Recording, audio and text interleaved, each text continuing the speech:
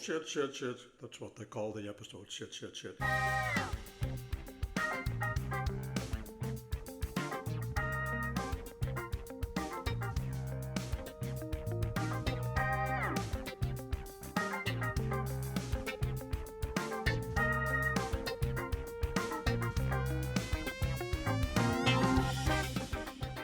Welcome to the Too Old or Pure Gold movie podcast. In today's episode, we're discussing the 1984 comedy Bachelor Party.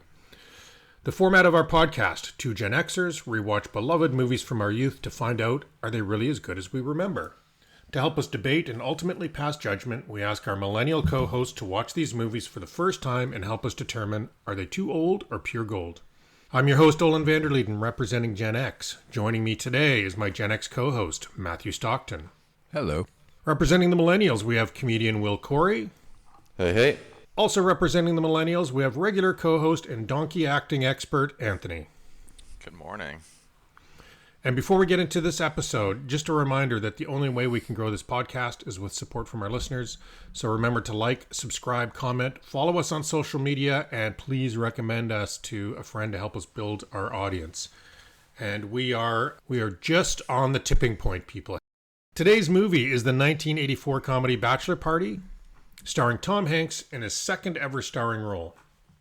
This movie is directed by Neil Israel. Neil's only film before this was Tunnel Vision in 1976, with early appearances by Chevy Chase and John Candy. So after this, he went on to direct Police Academy, which is, I think, a much better execution of this style of comedy, but we'll save that for the discussion. The tagline from the movie poster is, shocking, shameless, sinful, wicked, and the party hasn't even started. IMDb describes the movie as, a soon-to-be married man's friends throw him the ultimate bachelor party. To the point. And for those of you that have not seen the movie, I asked my 93-year-old dad to watch Bachelor Party and summarize the plot. The Bachelor Party is about sort of a fun-loving school bus driver. His name is Rick. You see him on the bus with the kids and so on, and he's really fun with the kids. And he wants to get married to his girlfriend, Debbie. And she's the daughter of wealthy, conservative parents. Now, Rick is invited to lunch, and this is where the fun sort of starts, because we see that there's so much difference between the way these people live. Rick finally decides to his friends that he has decided to get married, and they said, what are you doing? And okay, well, we'll have to throw a party. And it is organized in an upscale hotel. Debbie and her friends, they throw a party for her. And those two parties, as they get going, eventually they collide, and that's sort of part of the whole story. They collide, and that results in Deb actually seeing Rick with all these other beautiful girls and so on, and hookers probably. And if you think that's the end, of course it's not the end. The end will be after many more adventures and hilarious scenes that are taking place throughout the whole event. Anyway, long story short, it is finally resolved, and the whole thing ends when they get married and they depart in the school bus. Wow. Long story short, I don't think I've ever heard him say that. Yeah, and he's never done it. Well, first of all, I apologize to any of our listeners that watched this movie for this episode, but I think it's important for diehard Tom Hanks films to understand this movie. And I'm not really sure what was going on in my head in the 80s when I decided to watch this movie. I liked it. Boobies. Yes. I think that's it.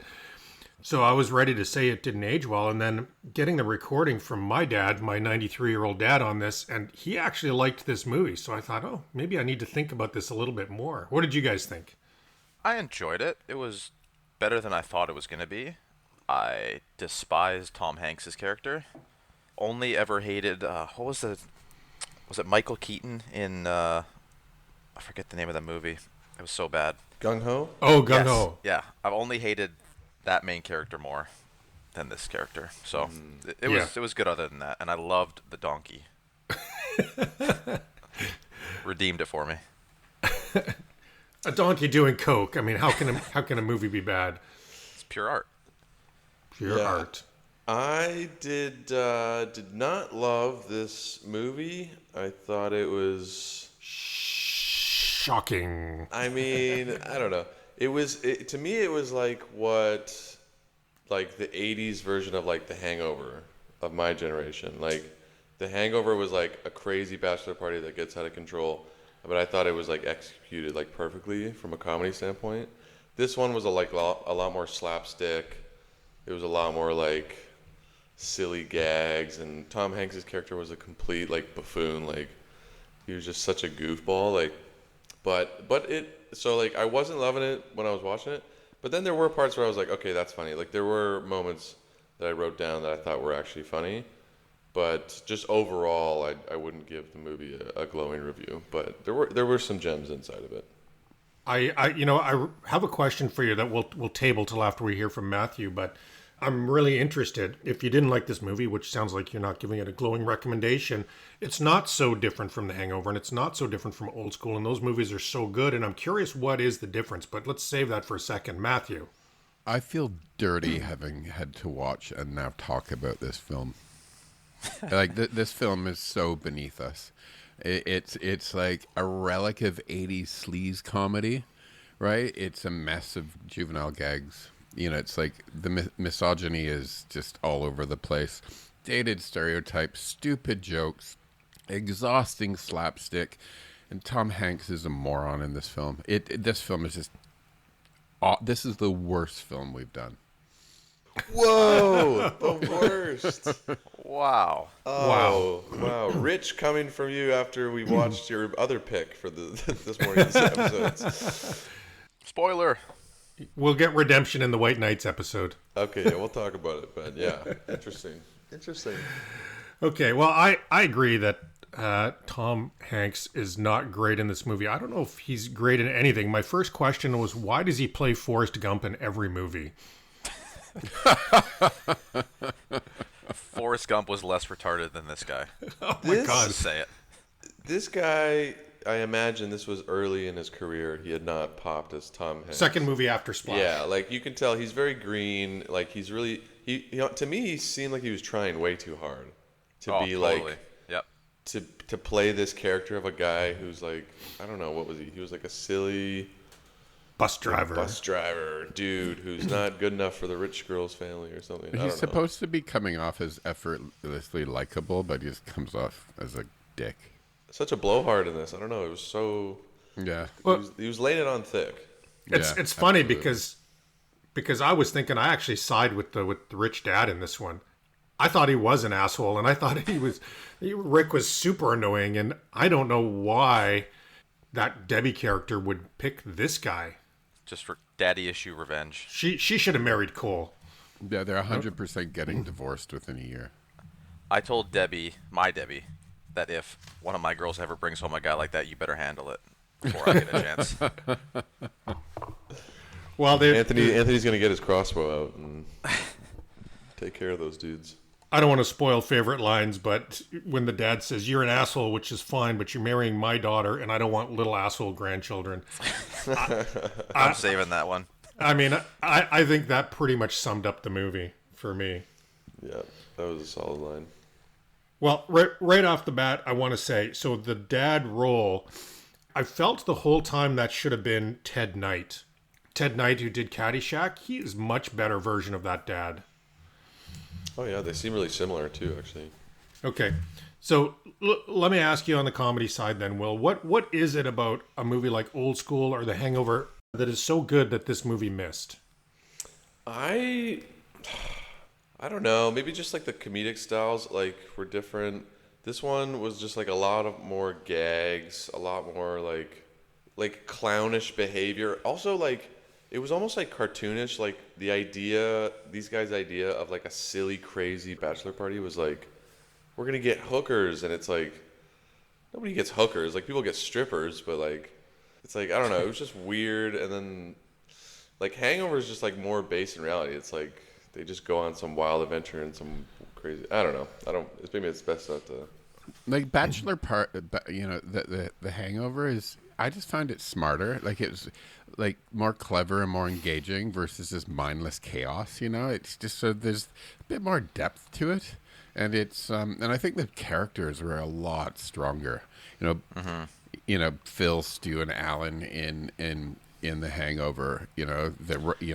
Phil was the reckless, charming leader. There was way more depth. It was just the star quality was way down for all of the cast. To be honest, the one thing that was like really bugging me was like one of the friends was trying to like be crazy and wild at one point. I think he like did a line of coke, and then he just like jumps on the piano and he's just like and he's just going around like, and I was like, you just look stupid. Like you don't look like the life of the party. You look like Alan stole a baby, in The Hangover. Like that's crazy. Like this guy is just jumping on a piano, but I don't know. Even in the 80s, I'm pretty sure they still would take like a credit card deposit for a nice hotel suite like that. Exactly. They would. And in The Hangover, the groom, Doug, disappears, and that raises the stakes, right? And you're invested in whether or not he's going to be found, right? And this one, you just have this moron Rick, played by Tom Hanks, as part of the entire thing, and you just get bored of him by the end. Yeah, they definitely root for those guys, and I don't know. I just the tennis scene when he hits it out of the he just hits the home run. So annoying. I hated that. The first time was kind of funny. Whatever, I would do that once, but then he does it on the next serve, and I just hated him ever since that moment. I am 100% with you. If I was that dad, I would have beat him with a tennis racket when he did it a second time. Yeah, he's just a little we're not shithead. promoting violence on our podcast. Celebrating, not promoting. Encouraging. Okay, well, something else I want to get out of the way is this whole myth of bachelor parties. So my wife was sitting with me while we were watching this, and one thing she said, do guys actually watch porn together? I need to clear this up right away. We do not. You guys can you can correct me if I'm wrong, but this is a myth. No. Uh-oh. Awkward. I've not watched porn with any of you guys, but boys watch porn together.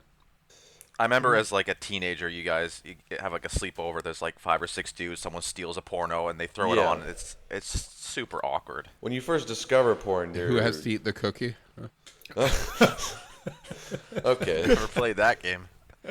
When you first discover porn, you share it with your friends. You spread the wealth or whatever. But at a bachelor party, no. When I went to a bachelor party this past summer, we skipped rocks. We rented a houseboat and we cooked meat over a fire. There was no porn. Manly out shit. on the beach. Yeah. Yeah, bachelor parties are weird. They really are. Well, the one you did, that sounds cool, right? That's like a great time with the guys before you're married, Definitely. Yeah. I won't be watching any porn. What did you do for your bachelor party, Matthew? Was there a donkey? Did you watch porn? We went. There was porn in the video Donkey screens porn. above the bar. We took my brother to his first ever gay bar, and just for fun, and it was a leather bar called the Eagle in Toronto. And I tried to auction my brother off. It was so much fun. I don't drink anymore. I was so hungover for my wedding because we had the bachelor party the night before. What? You had it the night before? But with my husband, so it's we just ripped it the night before the wedding, and I was so hungover. That's wild. Savage. Yeah. Very brave. Will, titties rating. I know you're a fan. Okay, I gotta give it up to this movie because the nudity scene was amazing. The woman was stunning. Or I think there was just one, right? Just the main one at the end. Yep. I don't think there was other gratuitous boobies. But yeah, gorgeous woman. And then the gag of like switching the faces, like putting like the nun's face and the dad's face. I actually did think that was funny. I thought that was like a good bit in the movie. And it was just enjoyable with just like a nice pair of breasts to go along with it. But the nun's face, the dad's, I just thought I liked it. It was good. I give it a good solid 8 out of 10. I was thinking about this movie. So where does this sort of fit in the lexicon of Animal House, Revenge of the Nerds, Police Academy, Porky's, Fast Times? Like just in the 80s, we had all of those. The Siskel and Ebert on this is interesting because they talk about the category in which they say that every summer you had to have a couple of raunchy comedies. Sleaze comedy, yeah. Yeah, and we did sort of have them, and those are, I feel like all of those movies are better. I agree. I think they're all better, and I think the reason for me is in this movie, I was having a much more enjoyable time watching the women's bachelorette party than the male's party. Like, I thought it was way more funny. So was I. It's just better overall, I thought. Yeah, they had a more fun party. Well, okay, let's talk about the best parts of this then. So, I think there were a lot of small gags in this that were super funny. So, for example, the doctor smoking a pipe while he's giving an exam. Proctologist too. Proctologist. Oh, that whole scene with the wife when she came over to grab his face. I love that scene. Very good. Very good. You guys have anything that you like out of this movie? Yeah, I thought the Indian pimp was actually a fun character. I just liked the juxtaposition of a guy with like a fresh off the boat accent being like Hilarious. A hardcore pimp. I thought that was funny. The suicide in the bathtub scene where the guy's trying to kill himself. I forget why he was trying to kill himself, but just him trying to dunk his head and then Tom Hanks pulling the plug and then he like hits it. I don't know. I thought it was just like silly. Even better, suicide by electric razor. Yeah. I did chuckle at that. And then when the donkey came out, I was like, uh-oh, what are we going to do? What are we doing here? Because I thought they were going to do some sort of like donkey show route or whatever, but then the donkey just ends up doing blow. And I was like, that's just funny. I don't know, like the donkey freaks out. And then the doctor has to help him. If I can add to that, Will, I like the idea that they snuck the donkey in a donkey costume. Yeah. You pull the head off the donkey costume and it's a donkey. That was hilarious. I cared more about the donkey than the people in this movie, so I felt really bad for the donkey. Like I'm getting to the point in life with the way the world is right now. I prefer donkeys over people. Olen's in the same camp. Olen's gonna get a donkey. I'm with you. I'm gonna get a donkey. I'm the donkey whisperer. Yep. And then one more thing, just the final scene in the movie theater, the 3D fight bit, where the woman's like, I've seen better, and then it just punches her in the face, and she's like, wow. Like, I thought that was like a funny little gag. It's so funny because I thought that was a terrible scene. Like, just so idiotic. That their motions were exactly the same. Yeah. It was very on the nose. I would just say there was a couple little gems that I enjoyed, but a lot of the characters were just like so over the top. It was so like slapstick. I think a recast would have done this movie like a little bit, and maybe just a slight rewrite. But yeah, that's all I had for favorite parts. If we're recasting with the people on this call, which character are you, Will? Which character am I? I know the answer to this, by the way. Probably the guy that got duped by the trans prostitute, to be honest. I was going to give you that, or Jay, the Adrian Zemed character, because I could see you taking your shirt off and singing at a bachelor party. Oh, yeah, I've been there as well, so I could have been any of them, honestly. I could be the donkey, honestly. And Matthew is definitely Dr. Stan. I can see Matthew going to a bachelor party with a tie and a pipe. Oh, yes. And a rubber glove. Yeah. I love the donkey scene, all aspects of it. I laughed out loud. It was awesome. Me too. My favorite part. Sorry, go ahead. The pinnacle is when he does coke. Yeah. Well, to me, the pinnacle is when they get him in the elevator, and then the people keep opening the elevator doors, and you just see the legs, and they all freak out. I also really enjoyed the scene when they have all the Japanese men, and they're trying to get away. Yeah. And the bitchy chick's like, I'll hold them back. And as soon as they run away, she just jumps in. Bonsai! My dad asked me last night, he said, what does bonsai mean? What about the hot dog scene? I always like a good wiener and a hot dog bun scene. And when the guy unzips his pants and you hear the thud when it hits the ground. Yeah, that was a good scene. Solid. Very good. And I did like Gary. I call him a man of action. I love that Gary just got stuff done, right? You need a guy like him when you Was Gary, was he the one going to get the O'Neill? prostitutes at the beginning? Yeah. He was the Okay, nerdy guy getting the prostitutes. Right, yeah. He was jacked up about getting the toots for the party. Yep. That was his favorite part. And Matthew, I had fun best parts as well. The song "Dance Hall Days" by Wang Chung. That's perhaps the only good part of this film. Okay. Matthew, would you rather watch this film again or any Tom Cruise film? Any Tom Cruise film.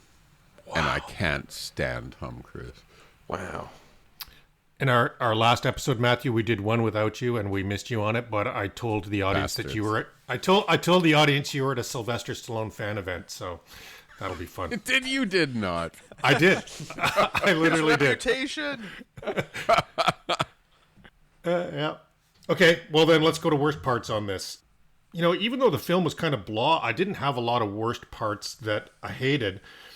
Right off the bat, though, Tawny Kitten, the actress that played Debbie, dead at 50. I mean, she didn't have a strong career after this. She did hook up with OJ at one point, but she dead at 50. She died? Yeah. How did she die? Women like danger. Yeah. She is a fucking babe, though. Hooking up with OJ could definitely make sure you're dead at 50. Yeah. Well, I did wonder if there's something to it there. She was stunning in this movie. She was gorgeous. Yeah. In and out of her costume. Both types were. And other worst part I had is Rick's apartment was disgusting, and he's a terrible cook. Like, I just don't see anything why this Debbie girl is with him. As a cook myself, that was pissing me off. Me too. Just his whole, he was just a clown. Everything he did in every aspect of his life, he was an absolute buffoon. Like the potato salad scene. I was like, come on, dude. I know, just like that was the worst. Together. I did have a favorite line. I don't know. This kind of goes into favorite parts. Let's go. Favorite line. It was, I swear on my mother's grave, and she said, "Your mom's not dead." And he says, "Well, if I go back on my word, I'll kill her." And I was like, that's a good one. That's a fun line. I could see myself using that. Okay, there were good lines. If I was that kid, I'd breastfeed until 17 or 18. It's still his mom, but I loved when they were talking about the party, and they said, "Let's have a party with chicks, guns, fire trucks, hookers, drugs, and booze."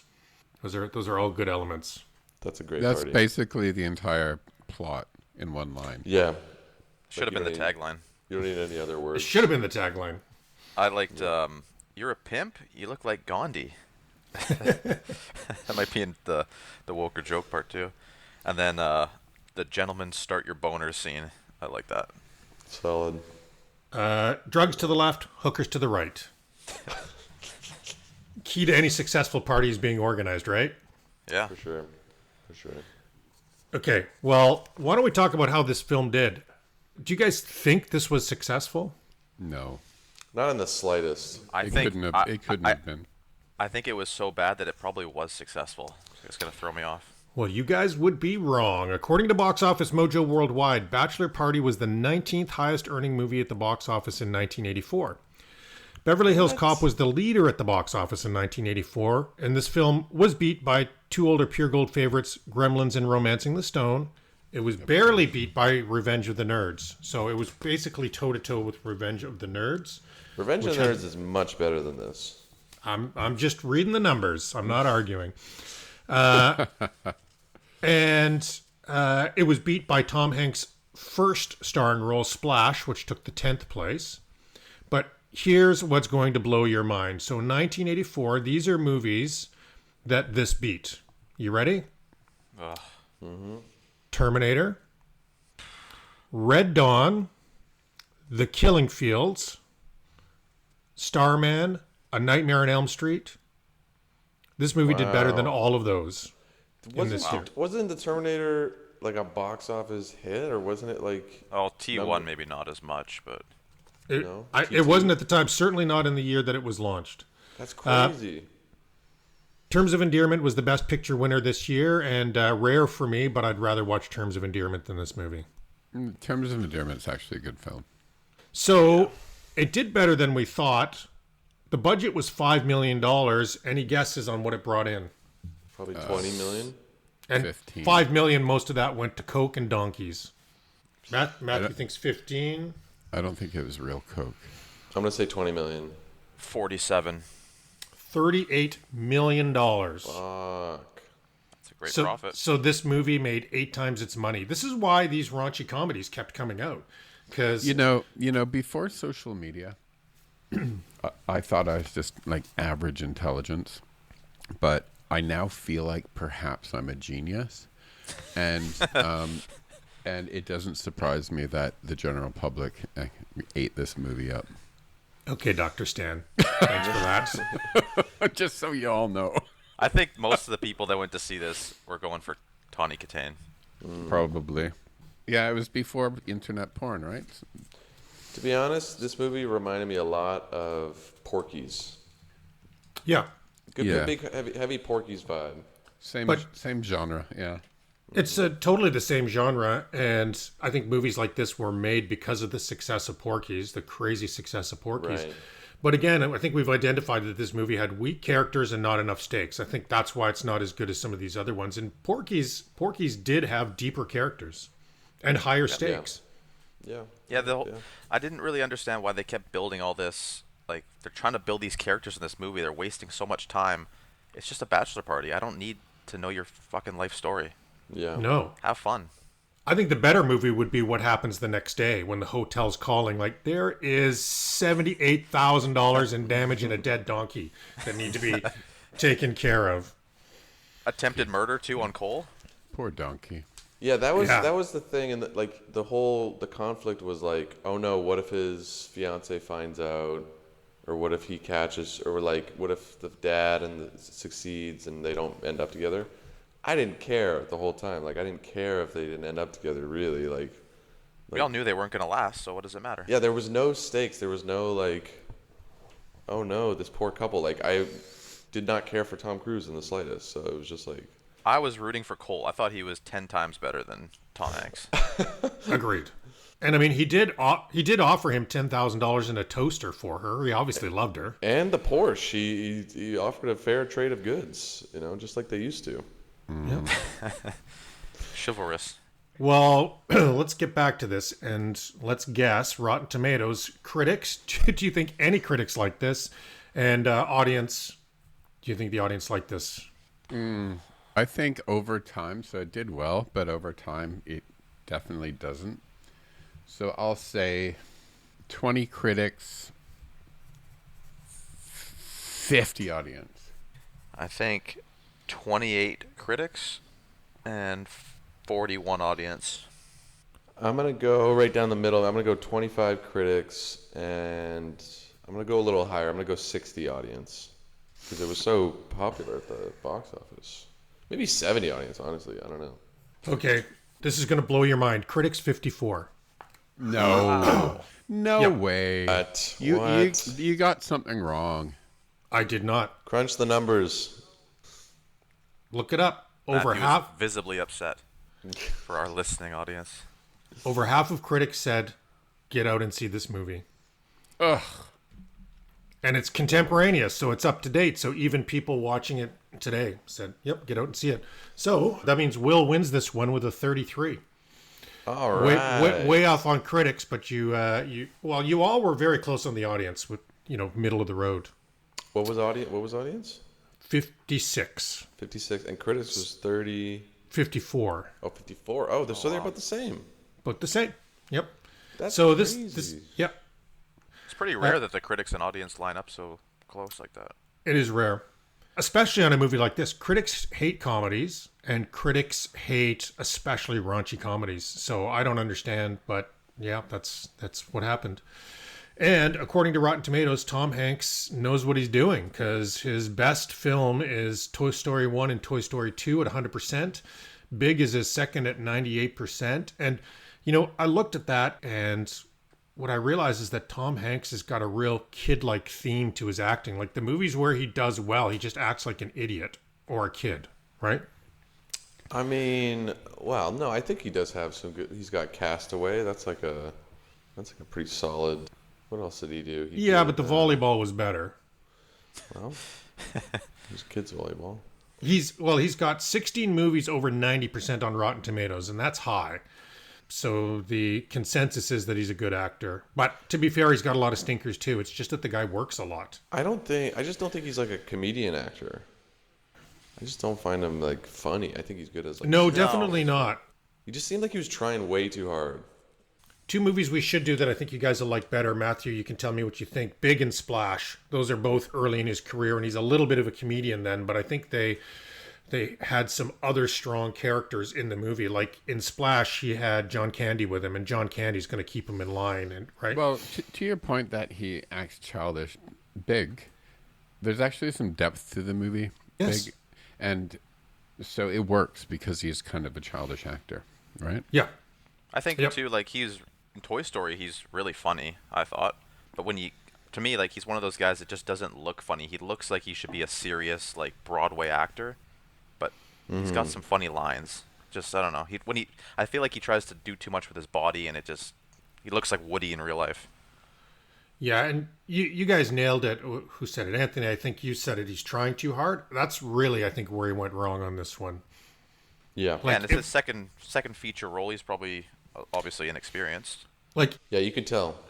if you put a strong second actor in there like a John Candy, then he doesn't have to try so hard. Then somebody else is helping to carry the movie, and he's a little bit better. You can tell he's like a little green in this one. But For sure. For sure. Well, I mean, look, he made money off it. The studio made money off it. how much money did he make? Well, I don't know what he got paid, but the budget was $5 million. I'm sure he must have made at least $500,000 for this. Probably got a good bonus too with that. How well it did. But I mean, this helped launch his career because people were hiring based on box office performance, I think. What was his next movie? Do you know? I'll look it up. It's all good. Yeah, look it up. What his next movie was after this? It was probably Big. Was not long after this, so he did Splash and then this, and then he got Big. And Big was a big movie. I've seen Big, and I love that movie. I think it's a great movie. It's a great movie. Okay, so movie trivia. So originally, Kelly McGillis and Paul Reiser were going to do this movie, but they got replaced because they didn't have any chemistry. Really? Yep. For Rick, they considered Jim Carrey, Howie Mandel, and Tim Robbins. I think Howie Mandel would have given a similar performance. He's a funny guy, but I don't think he's strong in movies. It's just such a terrible movie that I don't care who else could have been in it. And for the role of Debbie, the other person considered was Julia Louis-Dreyfus. Oh, that would have been amazing. She's actually funny. She's funny. Wasn't she in she was in something we watched recently. She was in Soul Man. Soul Man, yes. No, she was great. She should have been in way more movies. I could have seen that. And then a little bit sad, Monique Gabrielle. That was the full frontal girl in this movie. Beautiful girl. Woman. A woman. Thank you, Matthew. This was her only prominent role, and for the rest of her career, she only got parts that required nudity, not acting, and ended up in just a series of low-budget horror, action, and comedy films, most of them straight to video. Oh, that is a bummer. Ended up in porn.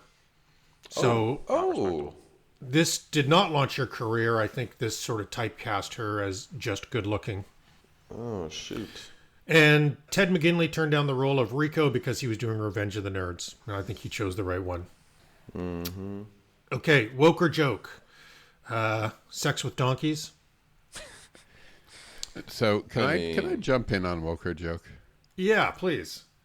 Okay, so Put your pipe down first. yeah. This movie is terrible. So it's crass, it's misogynistic, it's obsessed with partying at the expense of anyone who isn't a straight white dude. The women are either saints or sex objects. There's casual racism and stereotypes the entire scene. There's a transphobic scene. The whole she actually likes it trope, aggressively pursuing women, even though they've said no a million times. It's just terrible. Absolutely terrible. Nicole wrote that for you, didn't she? No, I watched this and I'm like, even I was like, no, this is just bad. And you could have some reactionary types championing the good old days before cancer culture, but those people just conveniently ignoring how horrible this movie is. Yeah, it definitely didn't age well. There's my 2 cents worth. I'm pretty easygoing, but this one I'm just like, oh God, it's like racist, it's sexist, it's transphobic, it's just ugh. And just a reminder to our listeners, you can find us in the comedy category. The other thing I noticed about this film is, other than the Indian pimp, it was all white. Well, I guess you had the Japanese guys, but they were just used as a trope. Yeah, well, wasn't there a black character as well? If there was, I don't remember pimp. it. Yeah, the original pimp. And they literally called him black guy. What, in the credits? No, in the movie. Oh, Okay. It's terrible. I don't know. I don't see color. Fuck off. I'd agree with Matthew. Like, a lot of the movie was just very like juvenile. Unfortunately, like punching down a lot of the tropes. Yeah, I feel like they could have done a lot better job. But Matthew, you like the genre, right? You like The Hangover. You like Revenge of the Nerds. I like Hangover. I like it when it's done well, and you have characters that are more multi-layered, and you're not just ripping apart people for who they are, right? And this one's terrible. Hangover is completely different. It's a completely different movie, right? I do like those sorts of movies, but I think these days you can do jokes in.